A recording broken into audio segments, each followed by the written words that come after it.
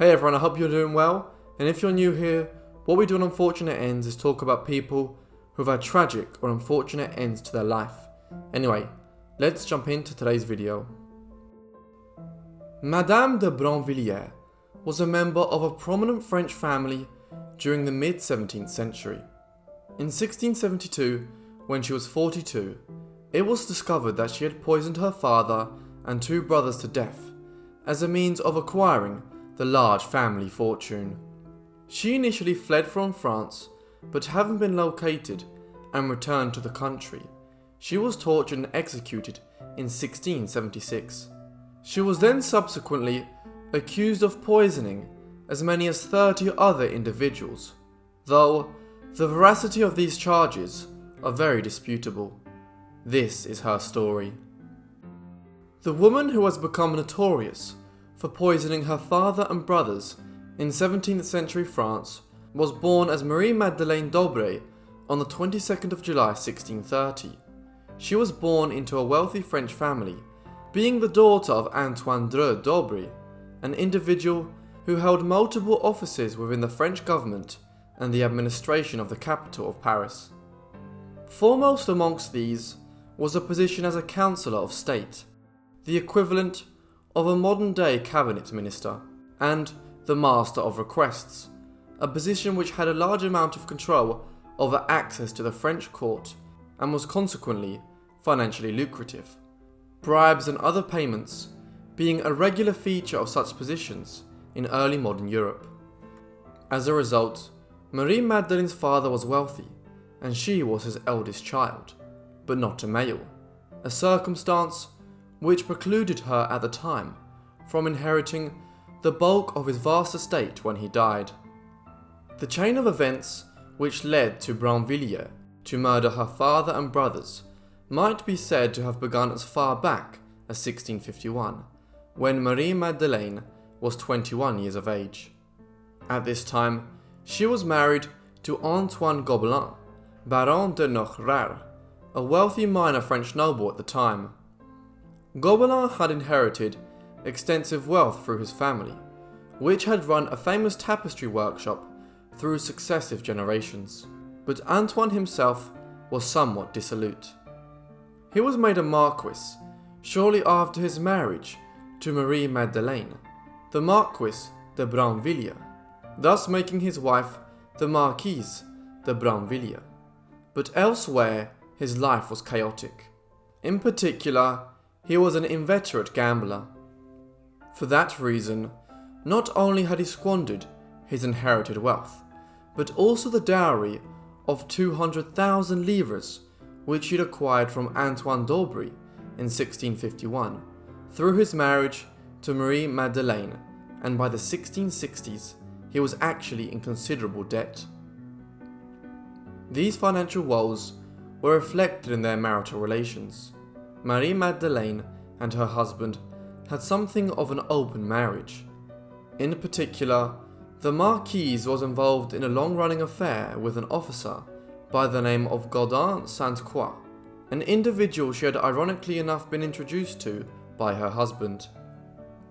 Thus, although de Brinvilliers and her husband had 7 children, it is widely suspected that at least 3 of these, if not more, were actually the illegitimate product of the Marquise's affair with Sainte-Croix and others. The Marquise's father had learned about these developments by the early 1660s. His daughter's affair with Sainte-Croix especially troubled him, having a potential to ruin the family's reputation if it became well known within Parisian high society. It was in an effort to end it that Antoine d'Aubray obtained a letter from the king Louis XIV ordering the arrest of Sainte-Croix of some spurious charges. He would serve a considerable sentence at the Bastille prison in Paris in the mid-1660s. d'Aubray's actions infuriated de Brinvilliers, compounding an already toxic situation. Accordingly, by 1663, a set of circumstances had developed, which led to the Marquise's crime several years later, being her lover's incarceration at her father's behest, and the downward spiralling economic situation which the de Brinvilliers found themselves in, owing to the Marquis's gambling problems. All of these would eventually lead to the plot which the Marquise concocted in the years ahead. It was during the mid-1660s that the Brinvilliers developed the idea of poisoning her father and siblings in order to acquire the family's vast wealth. Various theories about this period have been promoted. One is that Sainte Croix came into contact with several individuals who were skilled at the art of poisoning while he was serving his sentence at the Bastille. Another is that the Marquise began testing various different poisons on sick patients at France's hospitals, or even that she tested the poisons on her household servants. As a result, it has been speculated that the Marquise might have been responsible for killing as many as 30 people in all. However, there is little concrete evidence to suggest that she actually did go about this activity, and it would have aroused considerably more suspicions at the time if her own household servants had been regularly falling ill.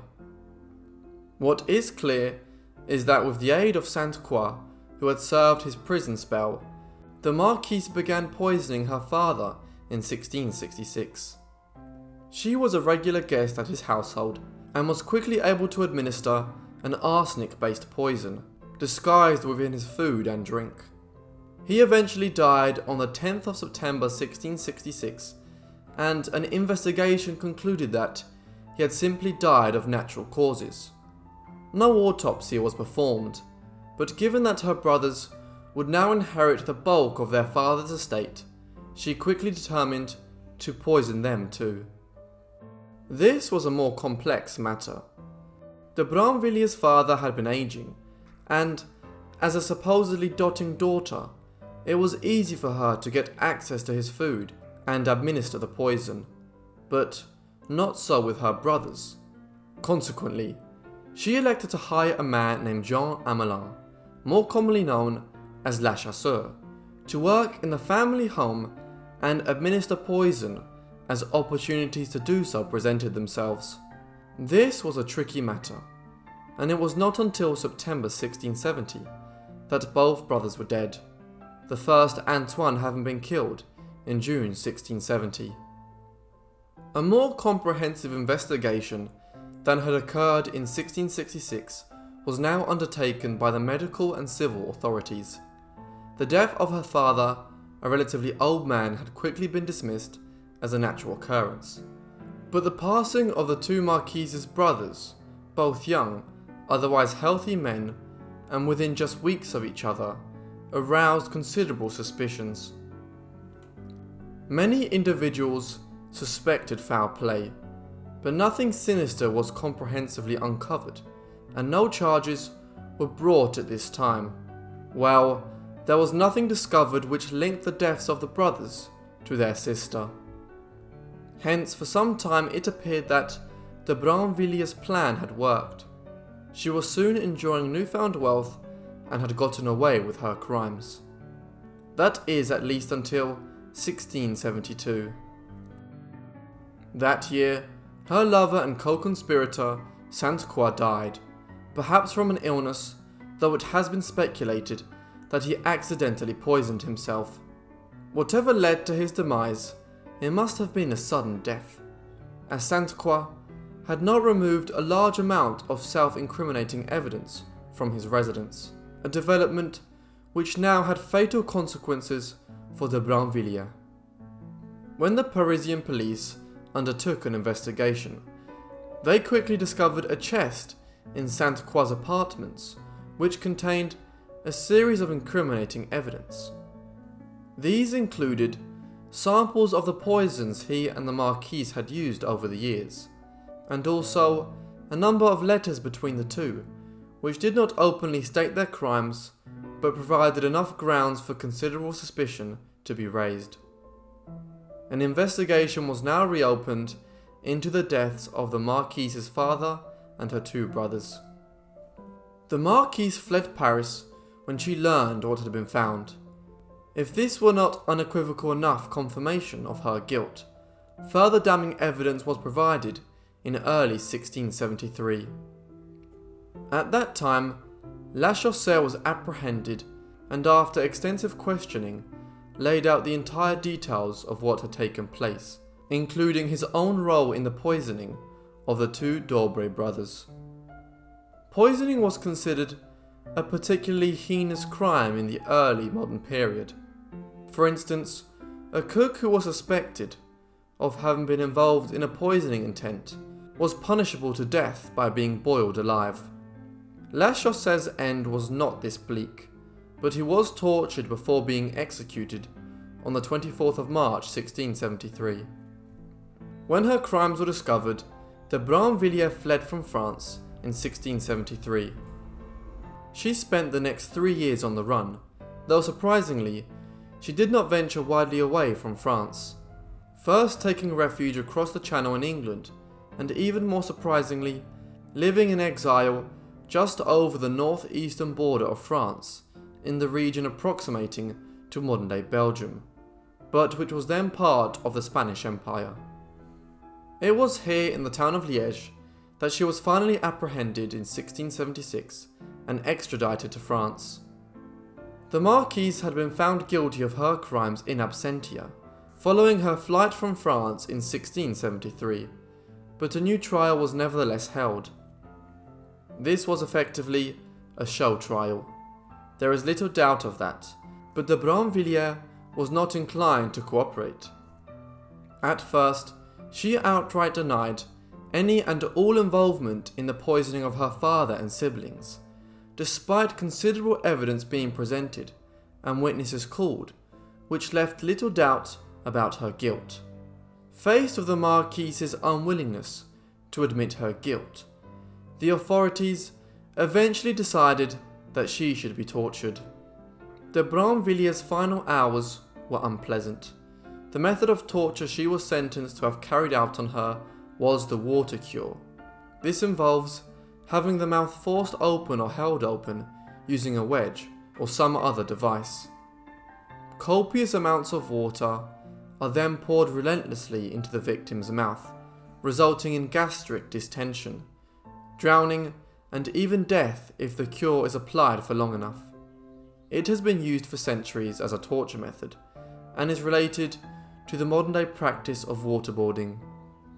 On the 16th of July 1676, faced with the prospect of her torture, de Brinvilliers confessed to her crimes, but was nevertheless put through the water cure for 4 hours to determine if there were further crimes or plots which the authorities were unaware of. However, this revealed little of any real substance. She was then taken to the Place de Grève, a regular site of public executions in early modern Paris, and the site of the Place de l'Hôtel de Ville in the French capital today. Here the Marquise de Brinvilliers was executed on the 16th of July by having her head cut off with a sword. Her body was then burned. De Brinvilliers' death ushered in a period in French social and political history which has become known as the Affair of the Poisons. This commenced following her execution and continued through for 6 more years until 1682. The Affair of the Poisons arose largely out of an increasing paranoia amongst the Parisian aristocracy and elite about other possible attempts to poison or otherwise kill individuals involved in succession disputes. The French King Louis XIV was particularly perturbed by this. Numerous further trials of individuals followed, often on dubious grounds, while the police and security forces of the French capital began rounding up fortune tellers, alchemists, and others who might be suspected of producing poisons. Others implicated or accused included high-ranking members of the French aristocracy, such as Olympia Mancini, the Countess of Soissons, who was eventually exiled from France as a result, though not executed. The Affair of the Poisons eventually resulted in the execution of 36 individuals before it ended in 1682, while a further 23 people were exiled from France. At one point, hundreds of individuals were under suspicion or had warrants for their arrest issued. Hence, the actions of Madame de Brinvilliers created a major controversy within French society, which had a bearing far beyond her own deeds.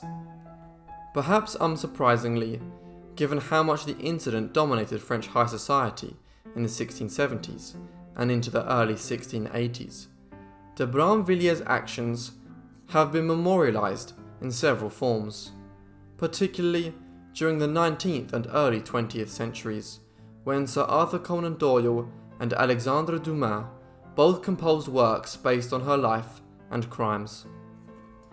Thank you so much for watching this video on Madame de Brinvilliers. I hope you enjoyed. If you did, be sure to leave me a like and a comment down below. And if you're a new one, subscribe. If you have any suggestions, you can leave them in the comments, or there is a link to my email and Instagram down in the description, which is another way where I can see all your guys' suggestions and support. Anyway, that's all from me, so I'll see all of you in the next Unfortunate Ends. Thanks!